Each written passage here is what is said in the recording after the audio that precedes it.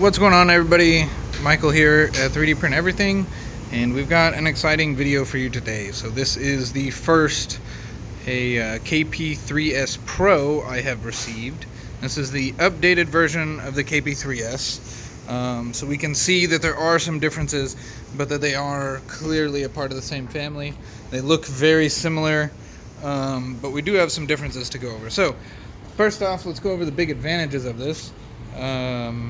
They stopped coming with these, so that's great. This is pretty much junk. They do work good and you can get use out of them, but as we can see, you know, here's how many brand new ones we have and we don't use them at all. So they're chilling there.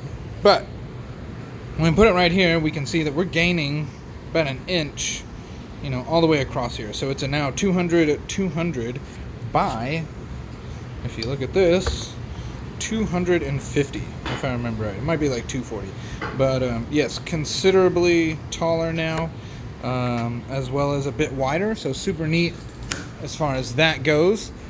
They also beefed up our Z here, so our Z is now sitting on a linear rail.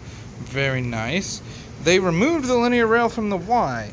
I am curious as to why they decided to do that. I wonder if they were getting some issues with that. I mean, it seems like it's probably fine, but I'm always gonna lean towards the benefits of a rail system over a wheel system. So they're just using wheels on either side. Now that does get them to be dead center here, just about, as far as like when they're dragging this back and forth. But okay. One downside, they're using glass. So glass is okay, but in my opinion, the weight of this versus the weight offset of this, I'm definitely going to swap out to a PEI eventually, and we're going to ditch the glass. I've printed on this. It's the same exact surface as like a Creality Ender 3 V2 or other things.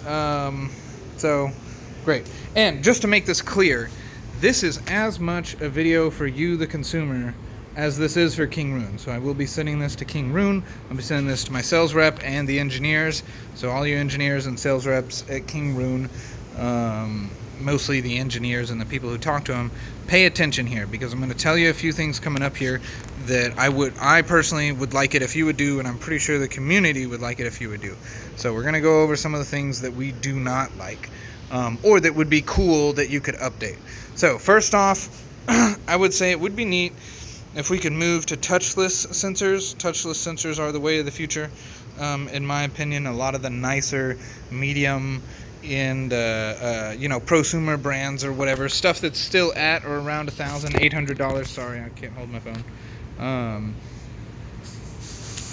That is going to be what was it? Sorry, I was just noticing something. That would be great. And that's not going to cost too much, touchless sensors, but here nor there on this one. One of the big things here, okay, let's talk about this, because this is my big first major issue with this build here, is the filament runout sensors right here. So I would probably think that 90% of the KingRoon audience, when you get a KP3S, you wind up printing something like this. There are many versions of filament holders for above your 3D printer. The gravity aspect of it is so much better.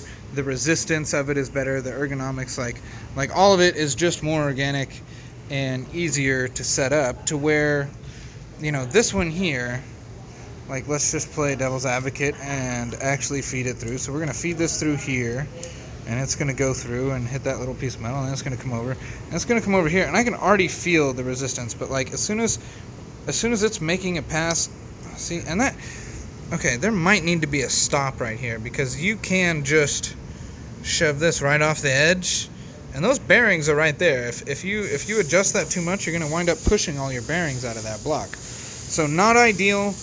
To dummy proof this printer, there should be some type of stop right there. It should not, definitely not be going any further than that. That already looks like it's over the bed. I don't have it down far enough, but my point is that with this pulling like this, look at the angle that we've got. I mean, that's immediately over time gonna wear down this hole to the point to where you know, it's no longer there. And not to mention, right here, that it didn't come with any PTFE tubing. So as this is pulling, it's going to be wearing into it here, and I can show you on some of my other ones that this right here wears if you don't use a tubing. So actually it did come with the tubing. My mistake. It came with this tubing right here. So let's look at this. Let's plug in the tubing they gave us, the nice blue Capricorn tubing. But oh look, it literally will not fit. It's too short to fit over there. Okay, so let's put on one that I have. So I've got one here, and yeah, look, that'll fit real nice. Okay, so let's take the plastic off here, plastic out here, and then we'll take this and we'll plug it in right here. Oh, what? Look at that. It doesn't fit. Come on, KingRoon. Like, you could have made that hole so that your tubing could have gone through it. I mean, that's actually the way to do it. I would deal with this, and I would be happy with KingRoon if they had allowed this tube to fit through. Okay. Maybe my mistake. It does. I had to really shove it through there, but the tubing does fit. Look, I had pre-planned the drill to drill that hole out. So, okay, we can actually at least use that. So good deal there. Other neat upgrades. So they have Z stabilization in the front. That one has it in the back. This one also has it in the back. So it's actually Z stabilized on two sides with two screws in from the bottom. So that's kind of neat. Not going anywhere. They put a Z stabilization screw up here at the top. Neat. Everything else pretty similar compared. Look at this. Okay, so this is something I noticed new here. Look at this bar. This is a really nice, maybe a piece of extruded aluminum or something. I haven't seen specifically this shape, but that is different than the KP3S. So this bar is definitely a bit beefier, and look, there's an adjustment for it. Nice. So there is no adjustment over here. You have to physically tighten it and re-put it on. So they actually give us some slotted room here to where we can loosen that up and tighten it. It feels like it might need to be just a smidgen tighter. Not very much, but that'll be nice. That's nice and hidden. These blocks are much beefier than this one here. You know, clearly we can see that coupler and everything, and even the banded rings it's kind of creating. We'll see if that'll create any banded rings. But that's going to be sitting on that linear rail rather than the wheels. So neat on that. What else do we have? It looks like the same exact extruder. I don't think anything changed on the extruder since the old updates. If you haven't noticed yet, it does plug in from the side here. So our power supply that used to be on the side is now integrated into it. So if we're comparing size to size, you know, they did not increase the base of this by too much. So I'm actually quite happy with whatever they did with integrating the power supply. So that's neat. Now we don't have a power supply chilling somewhere. You know, it's not, you don't have to have all these power supplies in the background back there. And if you don't notice, look at poor Batman. Someone smooshed his face. This was a failed print that a client brought me, and it practically was a sponge. But Aaron just couldn't resist shoving his thumb into it, and he shoved his thumb right into Batman's face. How sad. Anyways, just a funny moment.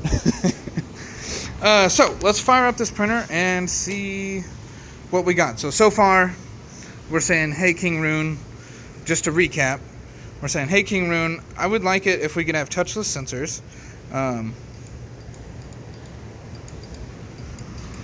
Okay, it's just making a weird sound. I thought I was actually hearing an electronic sound. We would like replacement touchless sensors. I would personally like, I can feel right now, very slight flat spots. These wheels, when sitting in high heat and in shipping and transportation and everything, can develop flat spots, and that's lame. I think a linear rail on the Y would be great. You know, I'll test this out, but I think a linear rail on the Y would be great. The other biggest thing is I think you should move this. Like, that's cool and all, but there's absolutely no reason that this couldn't have been added right here. You should have had the filament sensor just above the printer. Like, and as soon as it goes out, it stops the printer. I mean, that would have been perfect. Like, look, this is how 10log does it. They use a direct drive extruder, and there, look, that's how much room it has. It sits right above the direct drive. That's it. That's what it is. That's easy. Do it like that, and it'll be great. People will love it. Over here like this, we got to run it like this. We got to have filament on the ground. Not as great. This is probably my biggest complaint. You know, lighting would be nice. It'd be cool if you could somehow figure out to put a light on this. You know, you could easily put a light somewhere up under here. But okay, yeah, let's turn it on. Okay. We flipped it on. Look, we see some power. No screen. So, what's up with that? What's up with not having a screen? Well, let's look on the side here. And, oh, we're set to 230 volts. So right now, it's thinking it's going to have more voltage than what we're giving it. So we got to turn that off. Flip it back on the side. Take something and switch it to 110. So now that it's at 110, now we can turn it on. So KingRoon from the factory, stop freaking out the customer. Make sure that it's changed over to 240. So I got KingRoon KP3S Pro. This is my first time actually seeing the screen at all, so I'm just going to kind of bounce through some of these settings. See if I notice anything different. Not offhand, it looks like it's probably the same exact firmware. Cool, so I'm going to do a quick leveling video and probably make that one a separate one, so I'll try to wrap this one up shortly. My overall out-of-the-box first impression is solid. This is a $50 more expensive printer.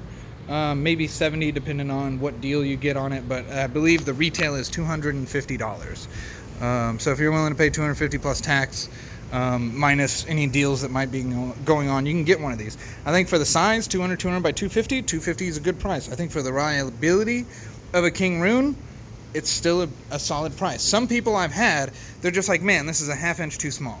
This is just an inch too small. Well, now we've got that inch bigger, so super neat. We'll test out the rest of the features and see how well they work in the next video. We will level it and start it up. I do like the instructions or the specs right here. That's kind of cool. Model numbers, easy to get to. And the integrated power supply, nice. The Z upgrade, nice. The redesign, I think it looks slimmer. It looks more professional. Solid build.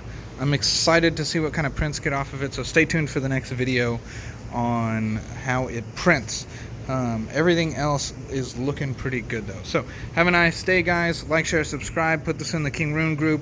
I probably won't even repost it there, so if you're in the KingRoon user groups, feel free to repost this video there, as I will just have it on my YouTube. But thanks, and like, share, subscribe, and we will talk to you in the next video.